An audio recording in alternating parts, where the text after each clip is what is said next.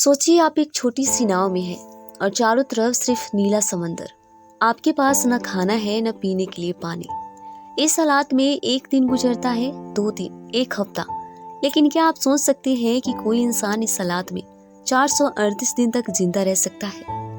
यह कोई फिल्मी कहानी नहीं है, बल्कि जो सल्वाडोर अल्वारेंगा की रियल स्टोरी है, जो 2012 में मेक्सिको से मछली पकड़ने के लिए सिर्फ 2 दिन के लिए गए थे और 2014 में वापस अपने घर आए। कैसे वो 438 दिन तक समुद्र में जिंदा रहे, क्या खाया, क्या किया, चलिए जानते हैं। 17 नवंबर 2012 की सुबह जोस मेक्सिको के कोस्टा अज़ुल गांव से समुद्र की तरफ निकल जाते हैं। उस दिन उनका रेगुलर पार्टनर किसी कारण से नहीं आया, जिस वजह से जोस अपने साथ एक 22 साल के लड़के एजेक्यूल कोर्डोबा को साथ में ले लिया, जिसे समुद्री शिकार का ज्यादा एक्सपीरियंस नहीं था।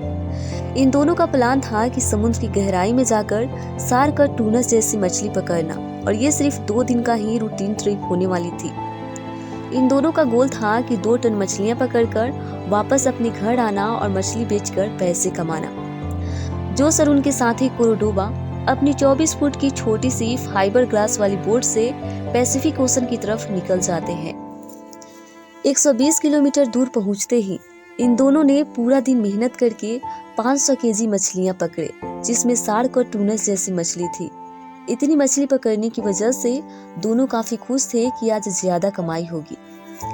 अब दोनों वापस आने की तैयारी में थे, तभी कुदरत का गुस्सा उन दोनों पर फूटा। एक भयानक तूफान शुरू हुआ और उनकी लाइफ एंड डेथ स्ट्रगल शुरू हो गई। तूफान इतना भयंकर था कि उनकी नाव डूबने लगी थी। यहाँ जोस ने एक बहुत ही कठोर फैसला लिया। उन्होंने अपनी दिन भर की मेहनत से पकड़ी हुई 500 केजी मछली को समुद्र में फेंका, ताकि नाव हल्की हो सके और लहरों के ऊपर तैरती रहे। ये तूफान 5 दिन तक चलता है। जब तूफान थोड़ा कम हुआ तो उन दोनों ने नाव को वापस मेक्सिको के तट की तरफ मोड़ने की कोशिश की। करीब 6 घंटे तक वो तूफान से लड़ते रहे, लेकिन किनारे से सिर्फ 6 किलोमीटर दूर उनका इंजन खराब हो गया। जोस अपने बॉस को रेडियो पर मैसेज भेजते हैं कि हम मरने वाले हैं, हमारा इंजन खराब हो गया है, जल्दी आओ।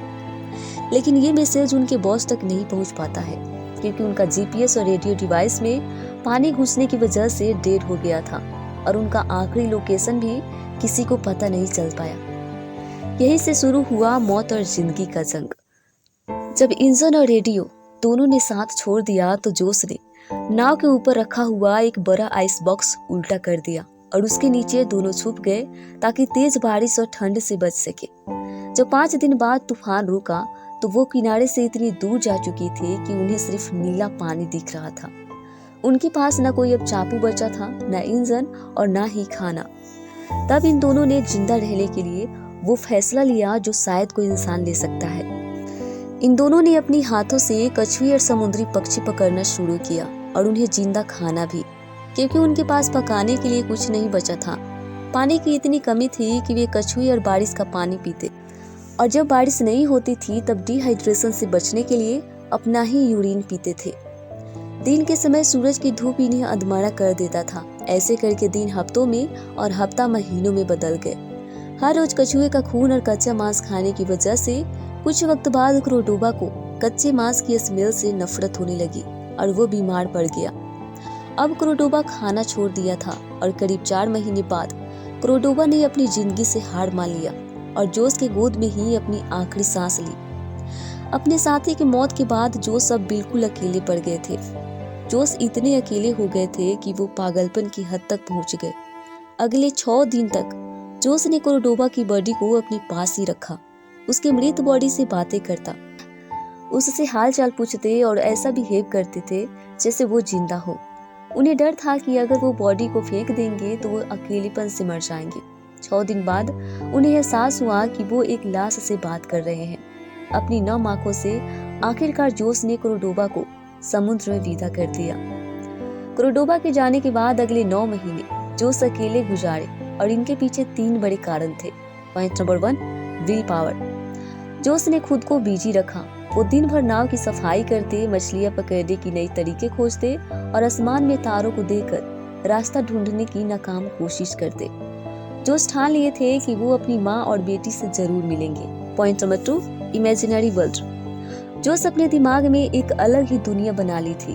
वो आंखें बंद करके सोचते थे कि वे अपनी पसंदीदा रेस्टोरेंट में खाना खा रहे हैं या अपने दोस्तों से बातें कर रहे हैं, और इस इमेजिनेशन ने उन्हें पागल होने से बचाया।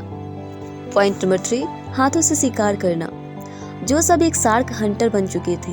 वो नाव के नीचे हाथ डालकर छोटी शार्क की पूंछ पकड़ लेते और उन्हें जल्दी से नाव के अंदर खींच लेते और उनका लीवर और मांस खाते, जो उन्हें एनर्जी देती थी।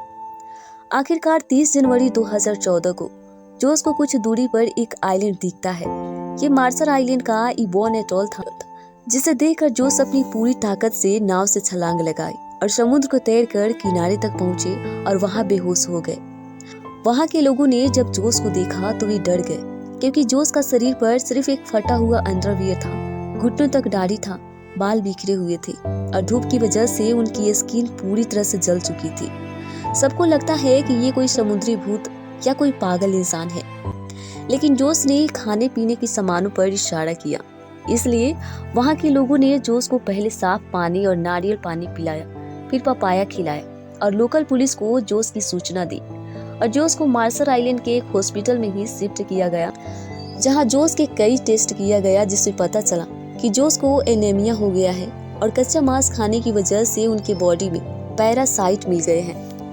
जब ये खबर मीडिया वाले को पता चला तो कोई यकीन करने को तैयार नहीं था कि कोई अकेला इंसान 438 दिन तक समुद्र में जिंदा रह सकता है।